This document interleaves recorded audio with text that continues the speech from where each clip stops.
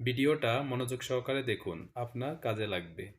১.৫ বছরের আরাফ কি জানতো এটাই তার শেষ বিকেল? সারাদিন দৌড়ঝাঁপ, খেলা আর হাসিতে ভরা নিষ্পাপ তার মুখ। কিন্তু এক মুহূর্তেই সে হাসি মিলিয়ে গেল চিরতরে, আনন্দ রূপ নিল বিভীষিকায়। পরিবারের সবাই যখন ব্যস্ত ইফতারে, তখনই নিঃশব্দে ওত পেতেছিল এক ভয়ঙ্কর শিকারী। অন্ধকারের আড়াল থেকে আচমকা ঝাঁপিয়ে পড়ে, এক ঝটকায় গলায় কামড় বসিয়ে টেনে হিচড়ে নিয়ে যায় তাকে।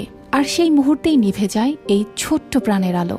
কিশোরগঞ্জের এমন ঘটনায় পুরো গ্রামে নেমে এসেছে শোকের ছায়া। সেদিন সন্ধ্যাতেও সবার সাথে বসে ইফতার করছিল ছোট্ট আরাফ। খাবার শেষে অন্যদের ব্যস্ততা বাড়তেই সে একাই বাড়ির উঠোনে চলে আসে, হয়তো খেলতে, হয়তো নিছক কৌতূহল থেকে। কিন্তু ঠিক তখনই ঘটে যায় মর্মান্তিক এক ঘটনা।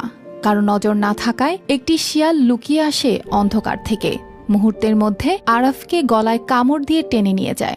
সবাই আশা করি বুঝতে পারছেন যে অনেক ধরনের সমস্যা হয়, তাই শিশুদের একা ছাড়বেন না কখনো। তাদের সবসময় নিজের সাথে রাখেন, আগলে রাখেন, সবসময় যত্ন নিন তাদের। আর তাদের অবশ্যই পানি থেকে কিংবা কুকুর, বিড়াল এগুলো থেকে দূরে রাখবেন, এবং কি আগুন, দাহাবটি এগুলো থেকেও দূরে রাখবেন।